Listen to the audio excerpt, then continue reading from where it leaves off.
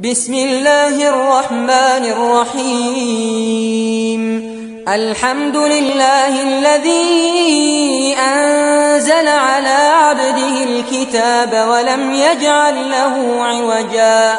قيما لينذر بأسا شديدا من لدنه ويبشر المؤمنين الذين يعملون الصالحات أن لهم أجرا حسنا ماكثين فيه أبدا وينذر الذين قالوا اتخذ الله ولدا ما لهم به من علم ولا لآبائهم كبرت كلمة تخرج من أفواههم إن يقولون إلا كذبا فلعلك باخع نفسك على